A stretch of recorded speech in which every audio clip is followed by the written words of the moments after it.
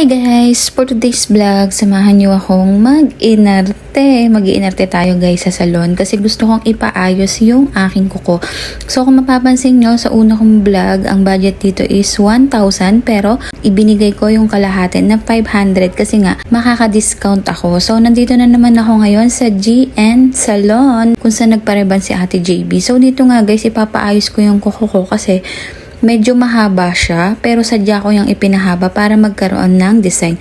So, ang ipapagawa natin dito guys, ay yung tinatawag na gel polish. So, kakaiba siya kumpara sa paglinis lang ng kuko kasi ito is gel ang ginagamit. So, tumatagal siya ng 1 to 3 months po ang tinatagal no kanyang polish sa kamay. At syempre guys, dahil hindi siya basta-basta lang cutics katulad ng mga ordinaryong cutics, ito ay tumatagal din siya ng up to 1 hour to 2 hours siyang ginagawa. So, mabilis lang din naman kasi meron siyang ginagamit na machine para matuyo agad ang kuko.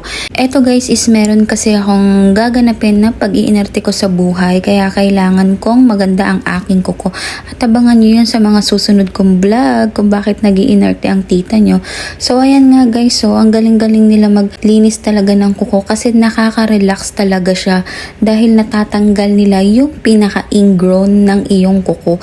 Ang tagal kong hindi nakapagpalinis guys dahil alam nyo na sobrang busy. So dahil ngayon hindi na hectic ang schedule natin, magpapalinis na tayo ng kuko. At ayan nga guys, 1K pa rin ang ginastos ko dahil nademohan akong isama na ang aking paa. So ayan si ate yung nagagawa sa akin ng kuko at aking kapatid na lagi kong kasama kapag ako'y rumarampa. Ayan na nga. So for the relax ngayon ang person habang nagpapalinis.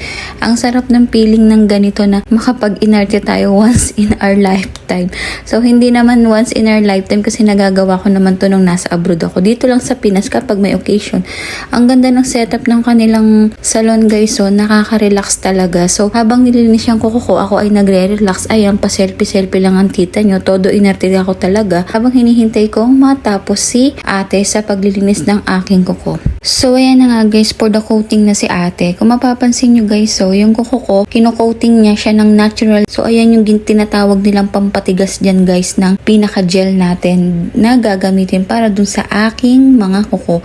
Ayan guys, is naka-4 na patong yan bago nila ilagay yung pinaka-cutex or design na pinili ko. So, naka-4 yan guys na patong. Ganun ho siya guys kabusisi gawin para tumagal yung pinaka-gel polish niya. At syempre, ayan na nga, for the patuyo na tayo, 'di ba guys? Kung makapapansin nyo guys, ayan yung pinaka-pula na yan. Diyan inilalagay yung iyong kamay para matuyo agad ang mga gel polish na nilalagay sa iyong daliri. So, mabilis lang yan. Pag namatay yung blue light, tuyo na siya agad. O, ayan, 'di ba? Gandang-ganda ang tita nyo habang nag-iinarte sa salon.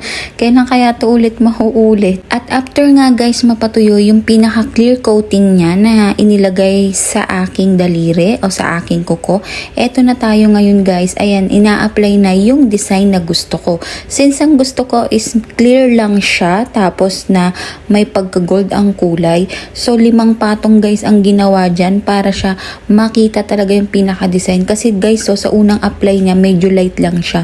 Hanggang sa pinadark ng pinadark yan. Kaya naka 5 patong yan guys. So, sulit naman dito guys yung 500 pesos mo na pagpapa-gel art. Kasi nga, eto is tumatagal din siya ng 1 to 3 months guys. Ayan. So, ang ganda na ng kuko ng lola nyo. At syempre nga guys, for the budol tayo, 'di ba? Kasi ang sabi nila, mas maganda kung parehas yung kuko mo tsaka yung paa mo. Ang pangit naman kung yung paa ko guys ay sobrang tsaka tapos yung kuko ko ang ganda. So, syempre guys, pinalinis na rin natin kasi para naman pantay ang kagandahan yan. At eto na nga guys, ang pinaka naging outcome ng aking kuko. Ang ganda niyan guys, hindi yan fake nail art. Kasi talagang kuko ko yan, pinahaba ko lang siya. Kaya kung balak nyo magpa-gel polish, pahabain nyo guys yung kuko nyo. Thank you for watching!